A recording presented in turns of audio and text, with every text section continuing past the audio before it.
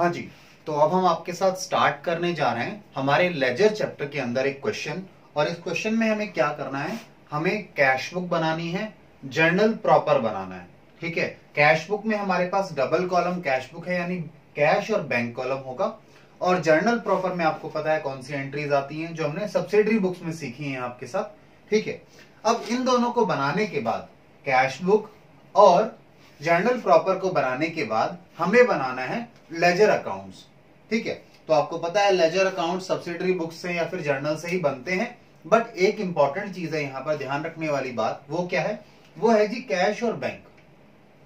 अगर आपने cash book बना दी है जिसमें कैश कॉलम भी है और बैंक कॉलम भी है, तो आपको लेजर में कैश अकाउंट और बैंक अकाउंट नहीं बनाना पड़ेगा। रीजन, क्योंकि बिल्कुल आइडेंटिकल है। कैश बुक का कैश कॉलम और बैंक कॉलम किसके बराबर है, कैश बुक का कैश कॉलम कैश अकाउंट के बराबर होता है, एग्जैक्टली सेम आता है। और जो बैंक कॉलम है कैश बुक का, वो सेम आता है हमारे बैंक अकाउंट के जैसा बनता है। ठीक है, तो आइए जी स्टार्ट करते हैं क्वेश्चन को हमारे आपके साथ।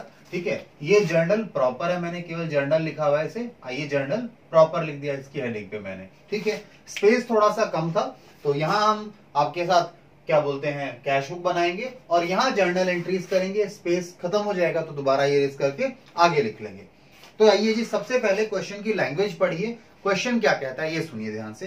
क्वेश्चन कहता है, enter the following transactions in a double column cash book and journal proper and then post them into ledger. और उसके बाद क्या कीजिए, इनकी लेजर पोस्टिंग कर दीजिए। तो पहले तो हम कैश बुक बना लें और अपना जर्नल प्रॉपर बना लें। सबसे पहले हमें क्वेश्चन ने 1 मई को बैलेंस दिया है कैश इन हैंड 12,400 रुपए। आइए 1 मई, अच्छा मैंने आपके यहाँ पे जो कैश बुक है उसमें डेट का कॉलम नहीं बनाया, स्पेस नहीं था मेरे पास। ठीक है, दूसरा जो आपके पास जर्नल प्रॉपर है उसमें भी डेट का कॉलम मैंने नहीं डाला है। ठीक है, लेजर फोलियो का कॉलम भी नहीं है। तो हम क्या करेंगे, हमें सीरियल नंबर तो लिखने नहीं है, हमें डेट लिखनी है। तो मैं डेट की जो है उसकी सीक्वेंसिंग से चलेंगे। तो सबसे पहले 1 मई की बात कर रहे हैं आप। ठीक है, पहली तारीख को। ठीक है, आइए जी 1 मई को हम एंट्री करें पर्टिकुलर्स। 1 मई है तो मैंने ये आपको बताने के लिए मई ऊपर लिख दिया और ये पहली डेट है, पहली तारीख है। आज के दिन हमारा बैलेंस है, to balance brought down, space थोड़ा कम है। आइए जी 12,400 रुपए आपके पास बैलेंस है, किसका, कैश का बैलेंस है 1 मई को। ऐसे ही क्वेश्चन ने आपको बोला है कि हमारे पास बैंक ओवरड्राफ्ट का बैलेंस है 36,000 का। बैंक ओवरड्राफ्ट क्या हुआ, बैंक ओवरड्राफ्ट का मतलब है क्रेडिट बैलेंस है कैश बैंक का। तो आइए मई 1 को by balance brought down, opening balance लिखा है जी हमने। ये कितना है, ये है 36,000 रुपीज। चलिए जी ये हमने लिख लिया। इसके बाद नेक्स्ट ट्रांजैक्शन पर चले। ये ट्रांजैक्शन कैश बुक में जाने वाली थी, इसलिए हमने इसे कैश बुक में लिख दिया। अगर कैश बुक में नहीं जाने वाली होती, जर्नल प्रॉपर की होती, तो हम उसकी जर्नल एंट्री करते सब्सिडरी बुक्स में। आपको अगर पिछले टॉपिक्स याद हो तो ऐसा ही किया जाता है। ठीक है, आइए जी इसके बाद 3rd डेट को, यानी 3 मई को उन्होंने कहा है direct deposit by Ganesh. Ganesh हमारा, ठीक है, मिस्टर गणेश ने डिपॉजिट किया है। क्यों किया है उसका रीजन तो नहीं पता, पैसा आया है हमारे पास मिस्टर गणेश से इन आवर बैंक अकाउंट 10,000। उन्होंने 10,000 रुपए डायरेक्ट डिपॉजिट किए हमारे अकाउंट में 3 मई को। तो 3 मई को इसलिए मैंने 3 लिखा, to Ganesh, Ganesh account bank में डिपॉजिट हुए हैं डायरेक्ट। ठीक है जी, कितने रुपए डिपॉजिट हुए हैं, 10,000 रुपए डिपॉजिट हुए हैं। आइए 10,000 रुपीज। ठीक है, इसके बाद क्वेश्चन ने यहीं पर आगे कहा है डिस्काउंट अलाउड। भाई उसने पैसा दिया तो आपने डिस्काउंट अलाउ किया। अब डिस्काउंट अलाउड की एंट्री कैश बुक में तो होगी नहीं, उसकी एंट्री कहां होगी जी, जर्नल प्रॉपर में होगी। तो आइए, क्योंकि वहां कैश बैंक इन्वॉल्व नहीं है डिस्काउंट में, तो 3 मई, वही मई में जो तीसरी डेट को जो ट्रांजैक्शन हुई है उसके लिए लिख रहे हैं। थर्ड से आप समझ गए ना, 3 मई है ये। ठीक है, तो यहां पर आपने डिस्काउंट अलाउ किया तो आपका तो नुकसान हो गया। Discount allowed account debit to, किसको डिस्काउंट दिया? गणेश को। गणेश ही थी ना पार्टी, हाँ गणेश। कितने रुपए का डिस्काउंट दिया जी? आपने दिया है 200 रुपीज का डिस्काउंट। नरेशन क्या आ गई? Amount received and discount allowed. आपको कस्टमर ने या फिर इस इंडिविजुअल ने पेमेंट किया और पेमेंट करते समय आपने उसे डिस्काउंट दिया है। चलिए जी, 3rd ऑफ मई की ट्रांजैक्शन हो गई। कुछ पार्ट यहां पर कैश बुक में आया, जो नॉन कैश पार्ट था वो आपका जर्नल प्रॉपर में चला गया। इसके बाद देखें, नेक्स्ट ट्रांजैक्शन हमारे पास है जी, इश्यूड अ चेक। हमने एक चेक इश्यू किया है to mister Suresh in full settlement of his account of 8000। तो 7700 का चेक दिया आपने, ठीक है। कितनी तारीख को? 5 तारीख को। 5 तारीख को चेक दिया तो पैसा कब होगा हमारे पास? By Suresh, by Suresh account आपने चेक दिया 7700 का। क्योंकि पेमेंट कर रहे हैं तो इस बार हमें डिस्काउंट मिल रहा है। कहता है 8000 देने थे बट 7700 में अकाउंट सेटल हो गया। तो जो 300 रुपए का डिस्काउंट है वो कहां जाएगा? वो कैश बुक में तो आएगा नहीं क्योंकि नॉन कैश पार्ट है, ठीक है। वो जाएगा जर्नल प्रॉपर में। तो 5 तारीख को आप एंट्री करेंगे अपने यहां पर, पार्टी का नाम है सुरेश। तो सुरेश ने आपको डिस्काउंट दिया, Suresh account debit to discount received. आपकी इनकम है ना, डिस्काउंट मिला है आपको, डिस्काउंट रिसीव आ गया, ठीक है। डिस्काउंट रिसीव्ड ऑन पेमेंट, ठीक है। पेमेंट करते समय, ये पेमेंट की स्पेलिंग मैंने सही नहीं लिखी, PAYMENT, पेमेंट किया, ठीक है। डिस्काउंट मिला आपको पेमेंट करते समय। कितने का मिला? 8000 पे करने थे, आपने पे कितने किए? 7700। तो 300 रुपए का डिस्काउंट मिल गया। आइए लिखें इसे भी, ये लीजिए जी, डिस्काउंट आ गया। इसके बाद चले 5 तारीख के बाद अगली डेट पर चलते हैं। तो 5 तारीख के बाद अगली डेट देखिए हम लोग क्या है हमारे पास। देखिए जी, क्वेश्चन हमें कहता है, नेक्स्ट है हमारे पास 6 तारीख को, 6 मई को कहता है receive a cheque from mister x.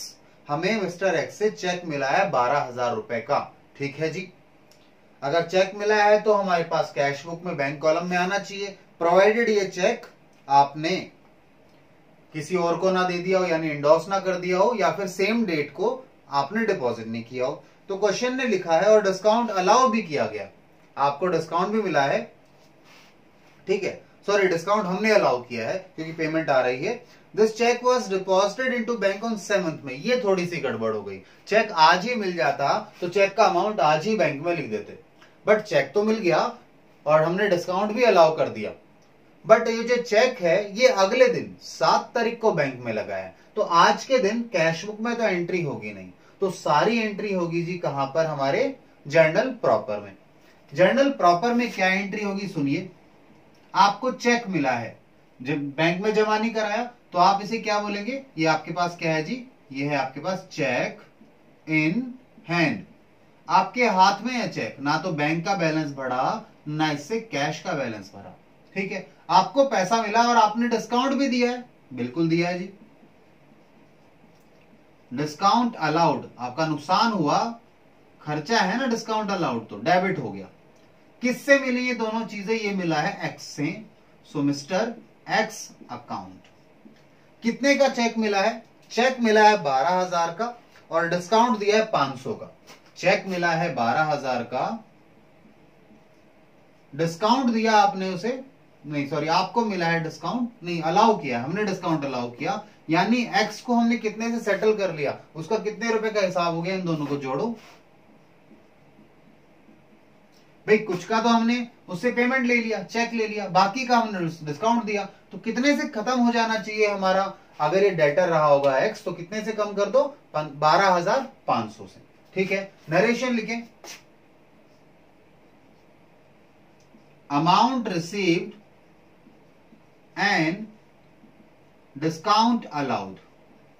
आपको पैसा आया और आपने डिस्काउंट अलाउ किया है अपने कस्टमर को। ठीक है जी, चलिए आगे चलते हैं। यहां से नेक्स्ट एंट्री पर चलें। नेक्स्ट एंट्री हमारे पास जो होगी, देखिए क्या होगी जी।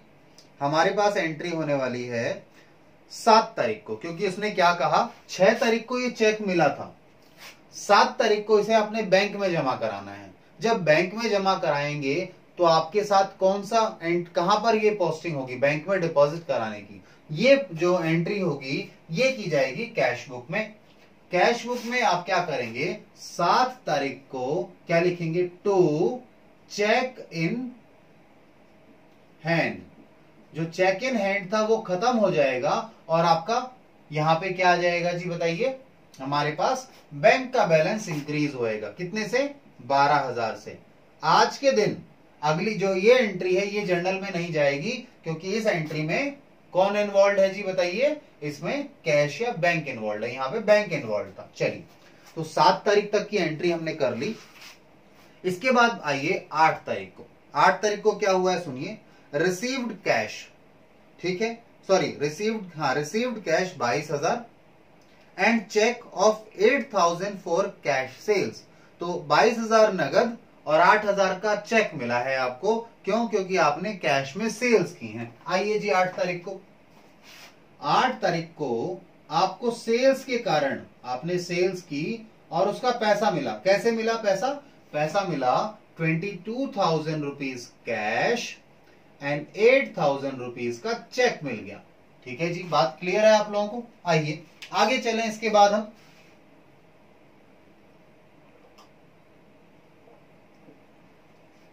आगे चलते हैं और आगे क्वेश्चन देखिए क्या कहता है। क्वेश्चन में 8 तारीख के बाद नेक्स्ट ट्रांजैक्शन आपको दी है 12 तारीख को। 12 तारीख को क्वेश्चन कहता है कैश सेल्स 70,000। आज आपने क्या किया, 12 को 70,000 की कैश सेल्स की, जिसमें से 55,000 बैंक में जमा कर दिए। बैंक्ड का मतलब क्या हो गया, बैंक में जमा की। आइए जी 12 तारीख को आपने कैश सेल्स की है, ठीक है, यानी टू सेल्स अकाउंट। कितने की सेल्स की हैं, 70,000 की। इसमें से क्वेश्चन क्या कहता है आपसे, कहता है इसमें से 55,000 बैंक में जमा करा दिए। तो पहले तो पैसा आ गया दुकान में सामान बेचने का, अब बैंक में जमा कराओ आज ही के दिन 12 तारीख को ही। तो बैंक में जमा कराओगे तो बैंक का बैलेंस बढ़ेगा किसके कारण, कैश के कारण। तो ये कॉन्ट्रा एंट्री हो गई, कैश और बैंक इन्वॉल्व है आपस में। तो 55,000 रुपए ये लीजिए बैंक में हमने बढ़ा दिए। अब बैंक में बढ़ाए हैं तो कैश में घटे भी होंगे। आइए जी 12 तारीख को बाय, यहां कैश में घटे होंगे, बाय बैंक अकाउंट लिखेंगे, यानी बैंक के कारण घटे हैं। बैंक में जा रहा है पैसा इसलिए घट गया। कितना, 55,000। चलिए इसके बाद आ जाइए नेक्स्ट ट्रांजैक्शन पर। अब नेक्स्ट ट्रांजैक्शन क्या है ये देखें आप लोगों के साथ। नेक्स्ट ट्रांजैक्शन क्वेश्चन ने हमें दी है, कहता है 15th डेट को, 15th को cheque received on 8th of May. ओहो, 8 मई को जो चेक रिसीव हुआ था, 8 मई को तो ये चेक रिसीव हुआ था। 8 मई को सेल्स हुई थी, 22,000 रुपए कैश मिला था और 8,000 का चेक मिला था। कहता है जो चेक मिला था 8 तारीख को, वो आपने क्या किया, वो आपने चेक जो है वो इंडोर्स कर दिया to mister Sunil. Discount received 150। तो पहले तो एक हमसे गलती हो गई। गलती क्या हो गई, क्वेश्चन ने हमें ये बात पहले नहीं बताई थी, हमें अब पता चला है। तो बेटा मेरे पास तो मिटाना आसान है, मैंने तो बड़ी आसानी से मिटा दिया। आपको थोड़ा कटिंग करनी पड़ेगी आपकी नोटबुक में, ठीक है। चलिए जी, तो इसे यहां से हटाइए। 8 तारीख को एंट्री जो चेक आया था आपके पास सेल्स का, उसका पैसा जो चेक आया वो आपने बैंक में लगाया नहीं, बैंक में नहीं गया। तो 8 तारीख वाली एंट्री जो है वो यहां आएगी। जो हमने कैश बुक में कर दी थी उसे आपको यहां करना है। आपको जो चेक मिला है उसे आप कहेंगे cheque in hand account debit to. किसके कारण मिला है चेक, सेल्स के कारण मिला है। जब पैसा आ जाएगा तो चेक की जगह पर कैश या बैंक आ जाएगा आपका, ठीक है जी। 8,000 रुपए के सेल्स के कारण आपको क्या मिल गया बताइए, आपको मिल गया जी बोलिए क्या मिला। अच्छा, कई बच्चों को लगेगा ये सर ये तो सेल्स बुक में जाना चाहिए था। भाई सेल्स बुक में जब जाता जब उधार में होता, नगद में है ये तो। ठीक है, चलिए आइए यहां लिखिए, goods sold in cash, cheque not deposited in bank. Cheque तो मिल गया, नगद का माल बेचा हुआ है, पर जो चेक है वो आपने आज बैंक में नहीं लगाया, कभी बाद में लगाएंगे। आइए तो अब हम दोबारा 15 पर आते हैं, जो 15 तारीख है।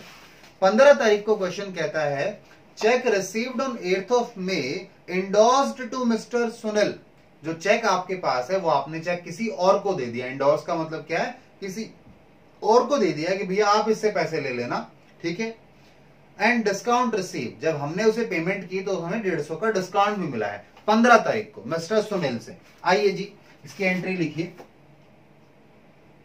15 तारीख को आपने चेक किसको दे दिया, ये चेक आपके पास था सुनील को दिया, तो सुनील को दिया तो सुनील आपका क्रेडिटर है, उसको पेमेंट कर रहे हैं, उसका अकाउंट क्या है, कम हो जाएगा, खत्म हो जाएगा। देखिए कितने से होता है। ठीक है, एक तो आपको पेमेंट करते समय डिस्काउंट मिला है, ठीक है, और दूसरा आपने चेक इन हैंड दिया है। दो चीजों से, जो चेक इन हैंड आपके पास था वो आपने दे दिया और आपको डिस्काउंट मिल गया।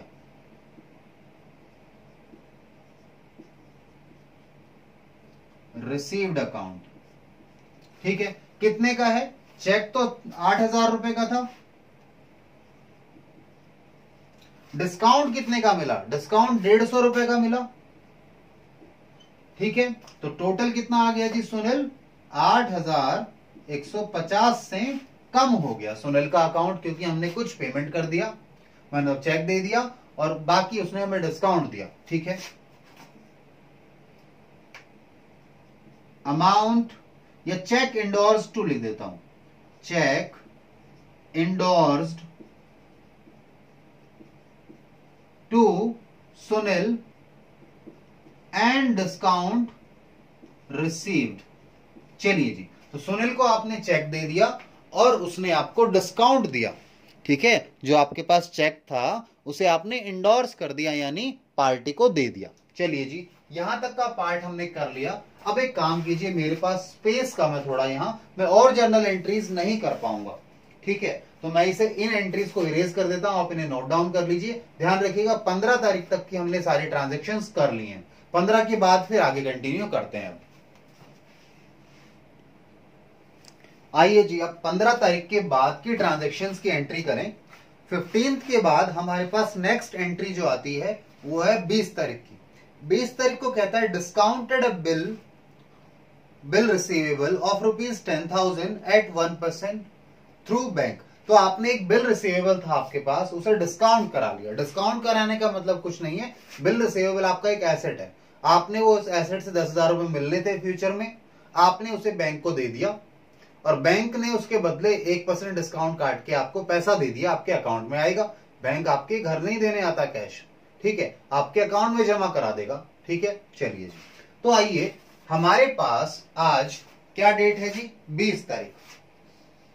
20 तारीख को हमारे पास क्या होगा, एक बिल रिसीवेबल से पैसा आएगा।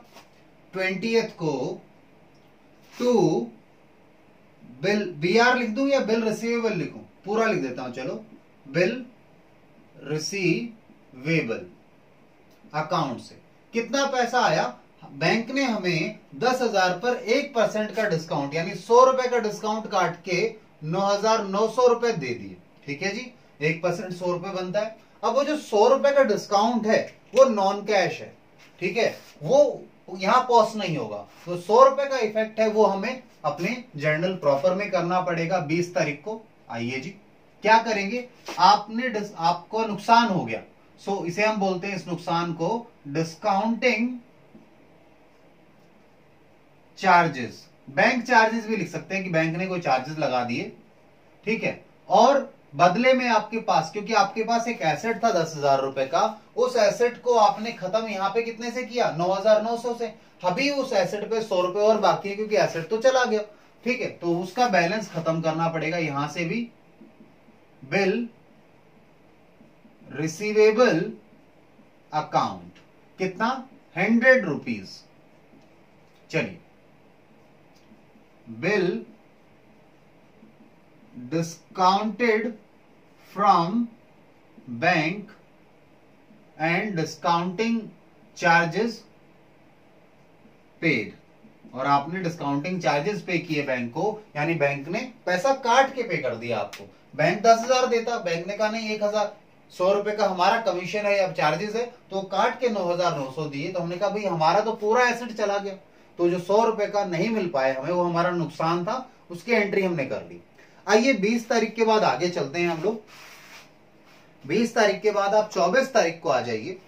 24 तारीख को क्वेश्चन कहता है cheque receive from X dishonoured, जो चेक मिला था एक्स से वो डिसऑनर हो गया जी।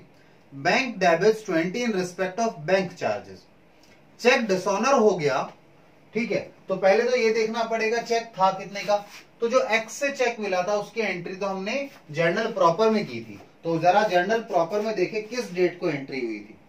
6 तारीख को आपने एक्स को क्या किया था, क्रेडिट कर दिया था 12,500 से, ठीक है। आइए जी, और चेक कितने का था, चेक था 12,000 का, 500 का डिस्काउंट अलाउ किया था। तो जो चेक आपने यहां लिखा था जो 12,000, ये जो चेक इन हैंड बना था बाद में वो, ठीक है ना, क्योंकि 6 को मिला था, 7 को आपने बैंक में जमा कराया था। अब ये जो 12,000 का चेक जो आया था एक्स से, वो डिसऑनर हो गया, तो आपको एक तो ये बैलेंस जो आपने बढ़ा रखा है बैंक का, ये घटाना पड़ेगा।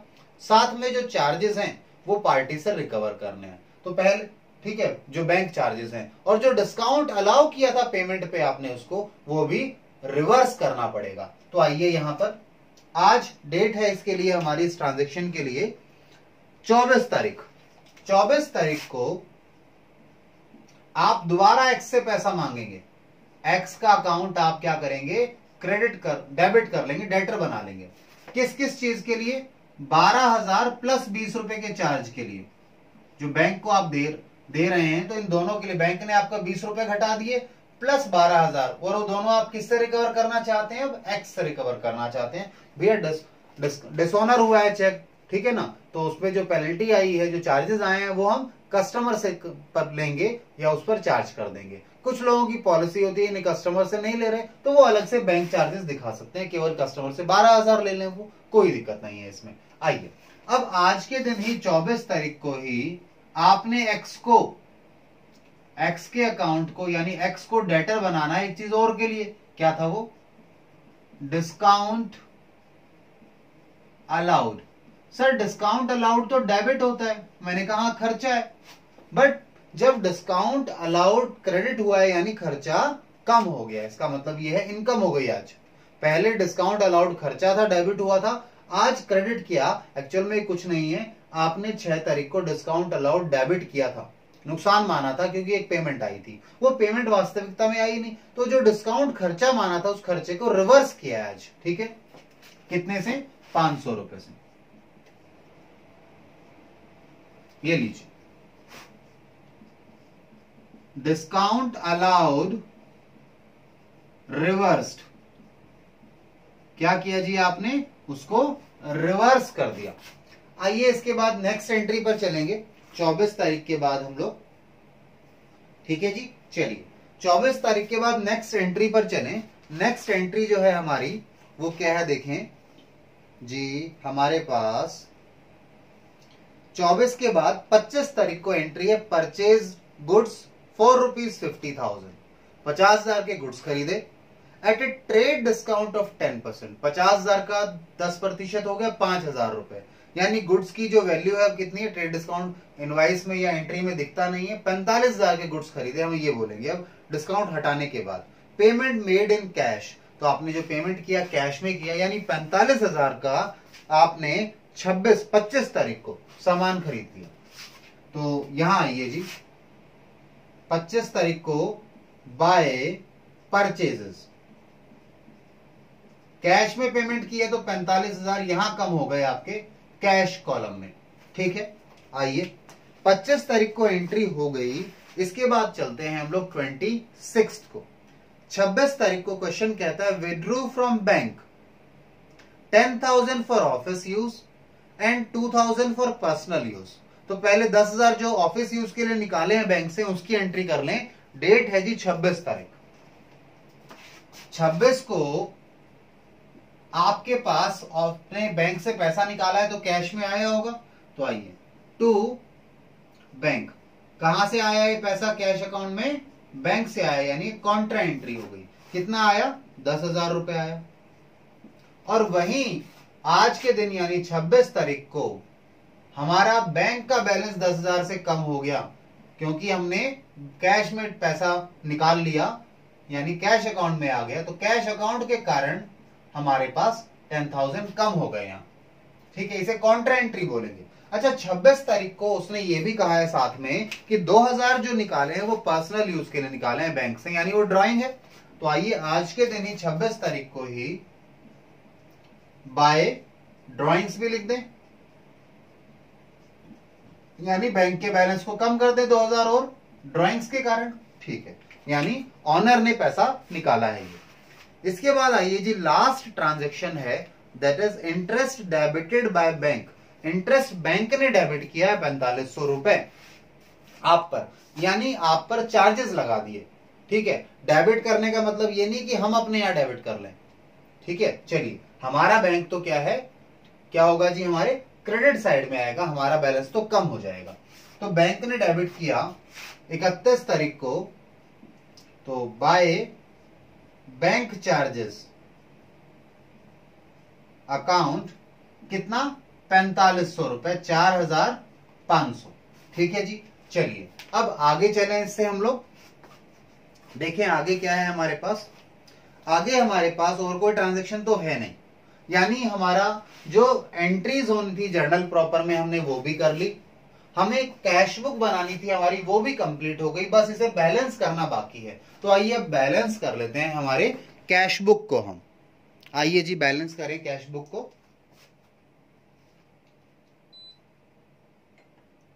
तो कैश बुक को बैलेंस करने के लिए सबसे पहले तो मुझे बताओ कैश का डेबिट साइड का टोटल कितना आ रहा है, जरा चेक करो। कैश का डेबिट साइड का टोटल करिए आप। 12,400 तो एक है आपके पास, ठीक है, फिर 22,000 का अमाउंट है, फिर 70,000 का अमाउंट है आपके पास, और 10,000 का अमाउंट है। टोटल बताओ जी कितना आ गया। मैं वेट कर रहा हूं, टोटल करिए कितना? 1,14,400 रुपए। ठीक है, तो यहां पे इस अकाउंट को हमें खत्म करना है दोनों को। तो ये हमने सफिशिएंट स्पेस ले लिया, ऊपर जहां भी डेबिट क्रेडिट बैलेंस आएंगे उन्हें हम लिख लेंगे। ये लीजिए, तो 1,14,400। आपको पता है कैश का हमेशा डेबिट बैलेंस आएगा, जीरो बैलेंस आ जाएगा, इसीलिए अब ये वाला साइड भी देखिए, ये साइड डेबिट साइड ही बड़ा था, इसलिए मैंने यही टोटल 1,14,400, ठीक है, यही टोटल मैंने आपका दोनों तरफ लिख दिया। और यहां पे क्या आ जाएगा? कैश का बैलेंस आ जाएगा। सो 31 तारीख को by balance carried down, closing balance क्या है? बैलेंसिंग फिगर है ये हमारा। तो क्या करो, जरा इनका टोटल करो। ये टोटल कितना आ रहा है? 1,55,000 और 45, 1 लाख हो गया। 1 लाख को माइनस कर दो 1,14,400 में से, तो कितना आ गया जी? 14,400 रुपए। ये बैलेंस आ गया आपके पास, किसका? आपका कैश का बैलेंस आ गया ये। सेम आइए अब बैंक के लिए चलें। तो बैंक में नहीं कह सकते कौन सा साइड बड़ा है छोटा है, टोटल करके देखना पड़ेगा। ठीक है, चलिए जी, तो पहले जरा डेबिट साइड टोटल करो बैंक का। तो बैंक का अगर डेबिट साइड टोटल करें तो 10,000 प्लस 12,000, 55,000 और 9,900, कितना आ गया? 86,900। कितना है जी? 86,900 है। मैं यहां लिख दूं इसको 86,900, क्योंकि देखना है कौन सा साइड बड़ा होगा। जो बड़ा होगा वो टोटल नीचे लिखेंगे और जिधर कम है उधर बैलेंस आ जाएगा।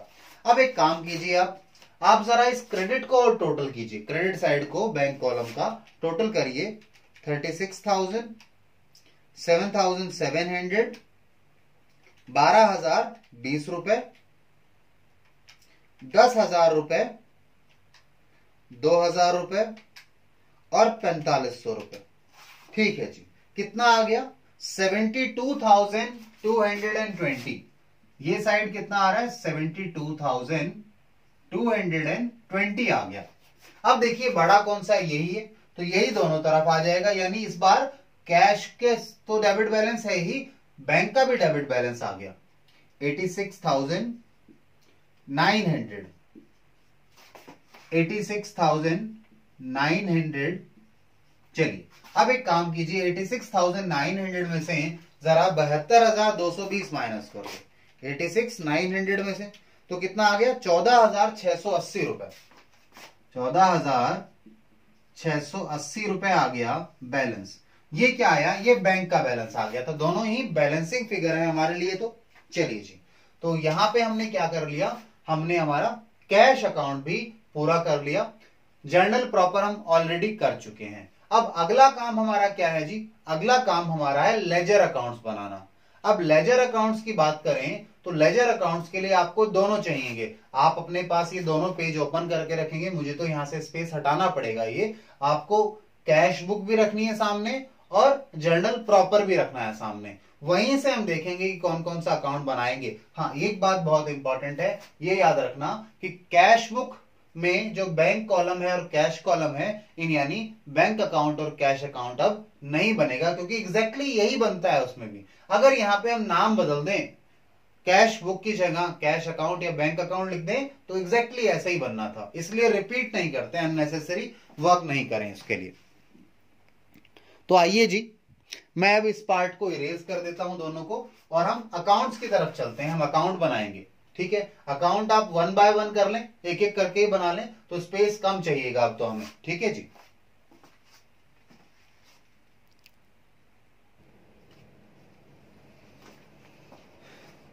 हाँ जी, तो मैंने अब आपके लिए लेजर का फॉर्मेट बना लिया है।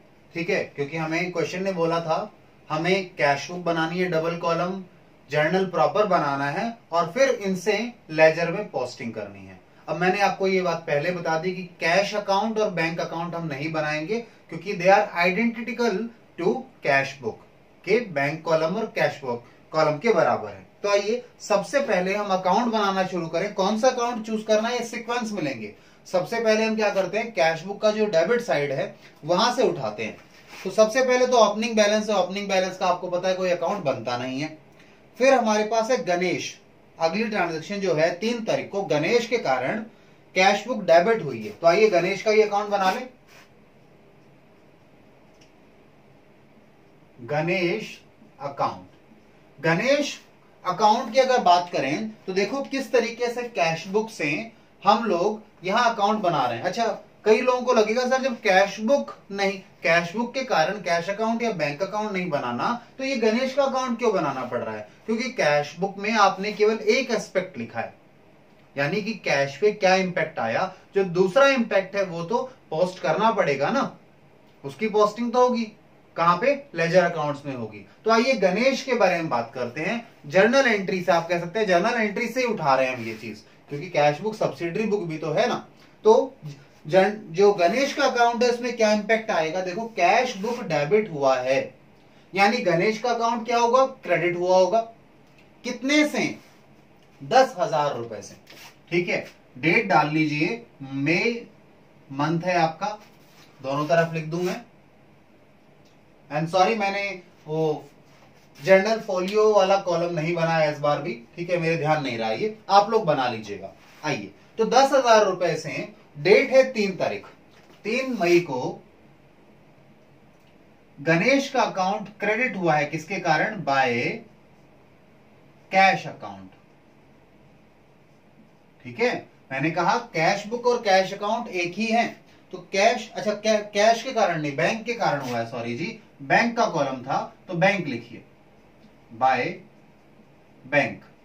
ठीक है, 10,000 रुपए से क्रेडिट हो गया, यानी कि ये आपका सेटल हो गया है अकाउंट। अच्छा सुनिए, इसके बाद अब ध्यान से देखिए, मेरे स्क्रीन पर या मेरे सामने क्या है? मेरे सामने मेरे पास कैश बुक है और आपका जर्नल प्रॉपर है। मैं उन्हीं को देखकर बोल रहा हूं, आपको ध्यान से सुनिएगा मैं किस तरीके से कर रहा हूं इस काम को। अब मैं ढूंढता हूं आगे इसके अलावा क्या कहीं कैश बुक में गणेश का नाम दोबारा आया है या फिर जर्नल प्रॉपर में गणेश का नाम दोबारा आया, चेक करते हैं जी। डेबिट साइड में तो कैश बुक के कहीं नहीं है, क्रेडिट साइड में भी नहीं है। आइए अब जर्नल प्रॉपर में, जर्नल प्रॉपर में 3 तारीख को गणेश का अकाउंट फिर क्रेडिट हुआ है, किसके कारण? डिस्काउंट अलाउड के कारण। आइए, बाय डिस्काउंट अलाउड अकाउंट। कितने का डिस्काउंट है? मात्र 200 रुपए का।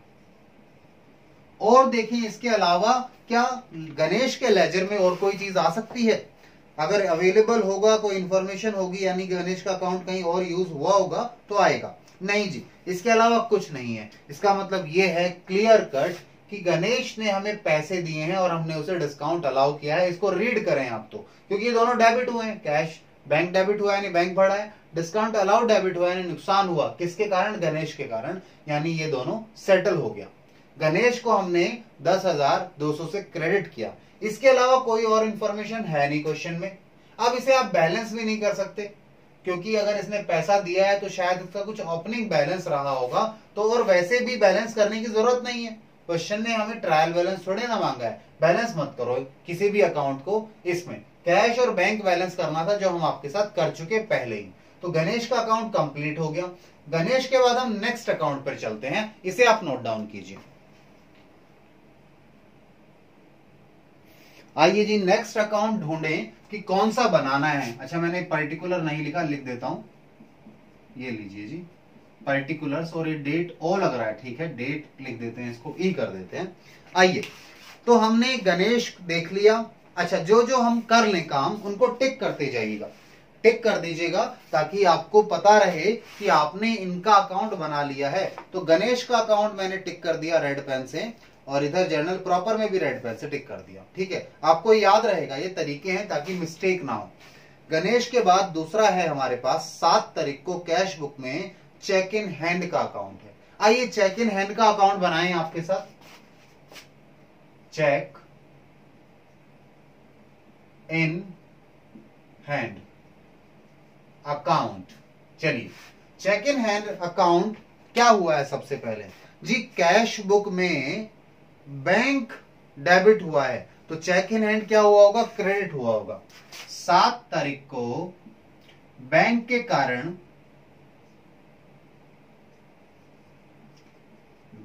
कारण चेक इन हैंड क्रेडिट हुआ है, क्योंकि बैंक डेबिट हुआ था 7 तारीख को चेक इन हैंड के कारण। ठीक है, अमाउंट कितना रहा था यहाँ पे? अमाउंट था 12,000 रुपए, 12,000 रुपीज। ठीक है, आइए इसके अलावा और देखें कहीं पे चेक इन हैंड है तो। ये तो हमने लिख लिया, इसे मार्क कर दो कि इसकी पोस्टिंग हो गई है। इसके अलावा चेक इन हैंड देखें तो कैश बुक में तो और कहीं नहीं है। हाँ, इधर देखें क्रेडिट साइड में, तो क्रेडिट साइड में भी चेक इन हैंड नहीं है। अब आइए जर्नल प्रॉपर पर। जर्नल प्रॉपर में 4 तारीख को भी नहीं है। हाँ जी, 6 तारीख को है। 6 तारीख को चेक इन हैंड क्या हुआ है जी? डेबिट हुआ है। 6 तारीख को जर्नल प्रॉपर में देखिए 12,000 से डेबिट हुआ है, किसके कारण? एक्स के कारण। तो डेट क्या था? सॉरी, ये 6 तारीख है। अब इसमें मत जाना कि 7 तारीख वाली ट्रांजेक्शन पहले लिख दी, क्योंकि मैं कैश बुक से रेफर कर रहा था। तो 6 तारीख को हमारा चेक इन हैंड डेबिट हुआ है, किसके कारण? Toward x. एक्स के कारण, यानी एक्स से आपको चेक इन हैंड मिला। ठीक है, जो कि आपने बैंक में तो जमा कराया नहीं, इसलिए चेक इन हैंड आया। कितना है? 12,000 का चेक मिला है। चेक इन हैंड आया आपके पास, जो चेक मिला वो 12,000 का आया। और देखो, वो चेक आपने अगले दिन बैंक में जमा कराया था। अब रीड कर सकते हैं, चेक इन हैंड आया आपके पास एक्स से 6 तारीख को, और 7 तारीख को आपने उस चेक इन हैंड को भेज दिया, बैंक भेज दिया। ठीक है, इस तरीके से आप इस प्रोसेस को समझ सकते हैं। लेजर का ये हेल्प मिलती है, लेजर इस तरीके से बेनिफिट देता है आपको समझने में। आइए, हमने 6 तारीख को चेक इन हैंड पे टिक किया। उसके बाद 8 तारीख को फिर चेक इन हैंड है, और फिर चेक इन हैंड डेबिट हुआ है, किसके कारण? सेल्स के कारण। आइए 8 तारीख की एंट्री और लिखें, टू सेल्स, यानी आपने सेल्स की होंगी और जो चेक मिला होगा पार्टी से उसे आपने बैंक में नहीं भेजा होगा। अमाउंट कितना है जी? 8,000 रुपए। 8,000 रुपए का चेक मिला। अब इस चेक का क्या किया, बैंक में तो भेजा नहीं, कब भेजा या क्या हुआ वो देखें आगे, शायद आपको देखो खुद मिलेगा यहाँ।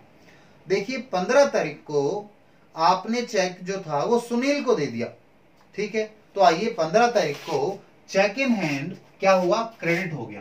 किसके कारण, सुनील के कारण, बाय सुनील्स अकाउंट। वो 8,000 का चेक आपने सुनील को दे दिया।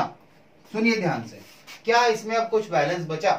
चेक इन हैंड में बैलेंस बचना भी नहीं चाहिए अगर आपके पास चेक नहीं बचे तो। चेक आपने या तो बैंक में दे दिए या इंडोर्स कर दिए। तो 2 चेक आए आपके पास, एक 6 तारीख को आया, एक 8 तारीख को आया। 6 वाला 7 को दे दिया बैंक में, और जो आपके पास 8 तारीख को चेक आया था वो आपने 15 तारीख को सुनील को इंडोर्स कर दिया। तो इस तरीके से अब कोई बैलेंस बनेगा नहीं, दोनों साइड बराबर आ गई, ठीक है। चाहे तो आप इसमें टोटल भी कर सकते हैं, इस बार तो 20,000 दोनों तरफ लिख दो नीचे, ठीक है। मैं नहीं लिख रहा हूं, आप लिख सकते हैं, इसे कोई दिक्कत नहीं है इसमें, ठीक है। क्योंकि मुझे इरेज करना है इसलिए नहीं लिखा मैंने। तो 20,000 दोनों तरफ लिखो, इधर भी 20,000 लिख दो लाइन डाल के, इधर भी 20,000 लिख दो, ठीक है।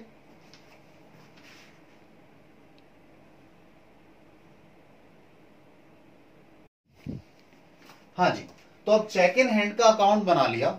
इसके आगे का पार्ट और जितने भी लेजर बचे हैं वो हम नेक्स्ट क्लास में आपके साथ करेंगे। तो आप इसे यहां तक नोट डाउन कर लीजिए। आप अगर खुद से ट्राई करना चाहें तो आगे के लेजर अकाउंट्स को ट्राई कर सकते हैं। नेक्स्ट क्लास में मेरे साथ चेक कर लीजिएगा कि आपने सही किया या नहीं किया, या फिर मैंने सही कराया है या नहीं कराया। चलिए जी, थैंक यू।